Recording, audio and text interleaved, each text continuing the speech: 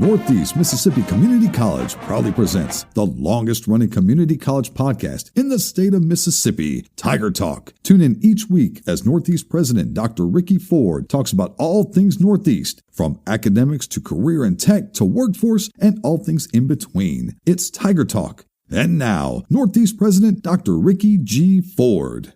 Good morning, everyone. Welcome to this week's episode of Tiger Talk with President Dr. Ricky Ford and myself, Liz Calvery. Can't wait to share with you all the great things going on at Northeast Mississippi Community College. President Ford, how do you balance tradition with the need for innovation in higher education? Thank you so much, Liz. And that is a great topic that we consider quite often here at Northeast, especially with the integration of technology within all of our instructional process. We try to make sure that things that have been tried and have been proven over the years and our traditional methods of instruction, we try to make sure that we keep those in place. For example, the lecture method is never, ever going to go away. You've got to have someone there to actually explain the material and what's going on. So I think it's very, very important that we acknowledge the importance of tradition as we try to integrate technology within the educational process. Higher education has been greatly benefited when it can balance tradition and innovation. And some of your better schools that really do a tremendous job of instruction are those that take the traditional values of instruction and traditional ways of doing things and then incorporate different types of innovation within the instructional process.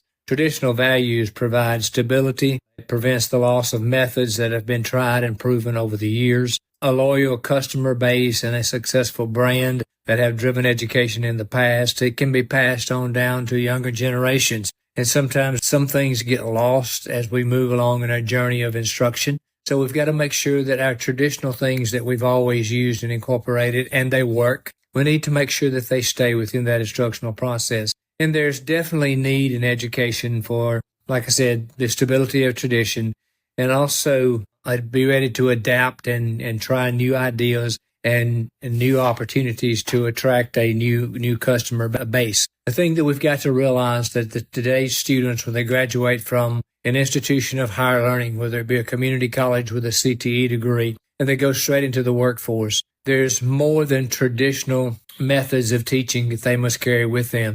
They must carry the innovative things that are used with technology on the job and into the workplace, because those workplaces now require technology-driven forms of the workforce. So we've got to make sure that our students are up to date on that. It's very important that we acknowledge the traditional strength of higher education, academic rigor and integrity, research and experiential learning opportunities, and the development of skills that we highlight in our core learning outcomes, which are communication, collaboration, critical thinking, quantitative literacy, and digital fluency. We've got to consistently reinforce how we value these strengths of traditional ideology and never dismiss them. At the same time, innovation and adaptability are crucial for success. The world we live in is now evolving at a warp speed. And now entering the picture is artificial intelligence. That's something that's going to be involved in so many things, not only in education, but also in the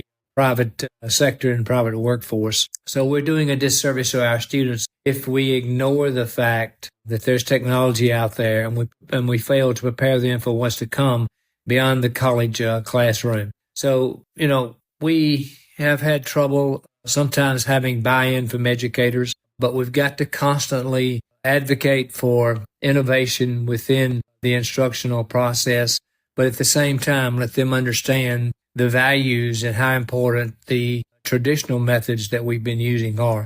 The things that we tell people here at Northeast, look, we're not mandating that you put technology within your instructional process. We're never ever going to tell you that you have to do certain things. We're not going to tell you that you don't have to use the lecture method, because it's got to be there. There's got to be someone giving directions and teaching within a classroom. But tradition doesn't have to negate innovation. So we have to answer the question that was asked by you, Liz, balance. So we've got to balance that tradition with innovation within the instructional process. Educators must become more confident in their ability to use technology. When the teachers become more confident in a tool, they can focus on the creative and innovative side of learning and weaving in those traditional strengths of higher education. We've got to recognize and we've got to celebrate growth and innovation. We have some across the campus of Northeast Mississippi Community College.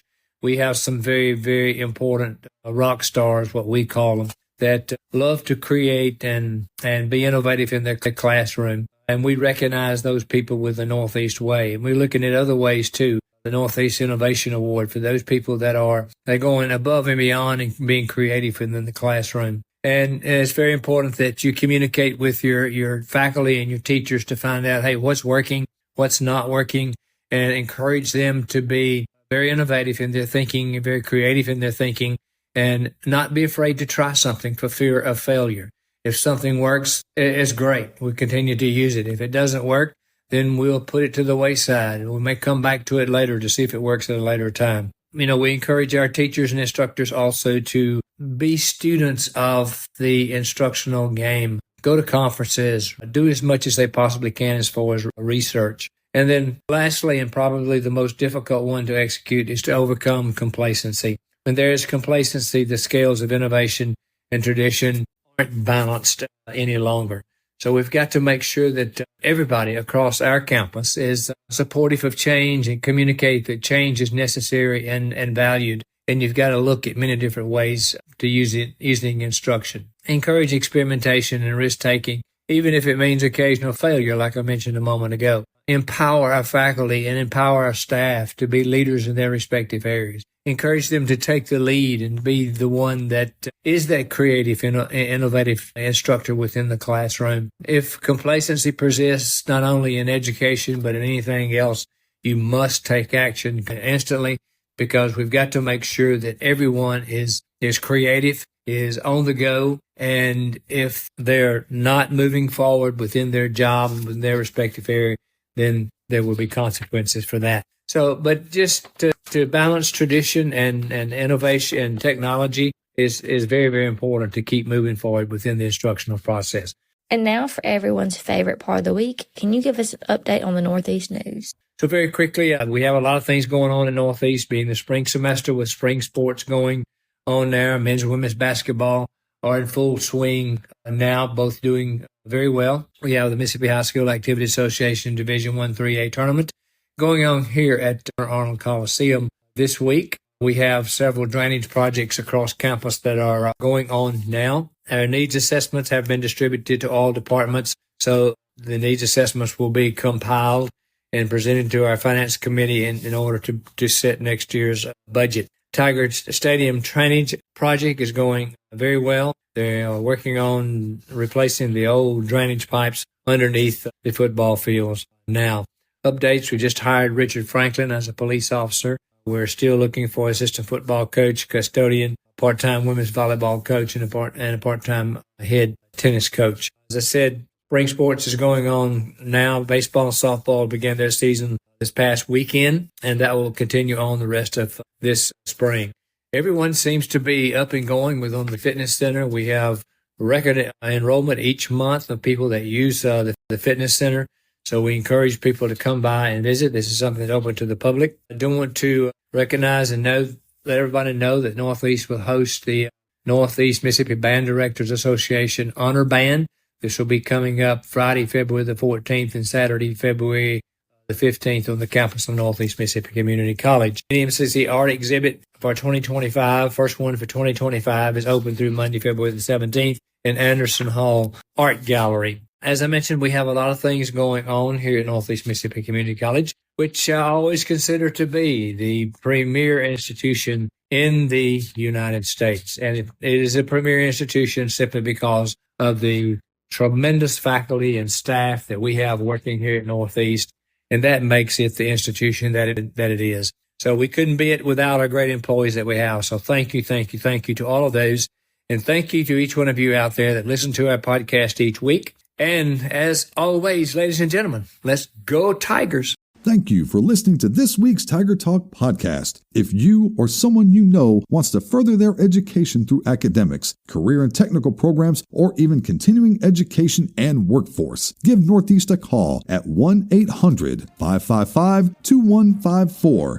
Tiger Talk is brought to you by Northeast Mississippi Community College. For more information about Northeast, visit www.nemcc.edu or follow the college on various social media platforms such as Facebook, Twitter, Instagram, and TikTok.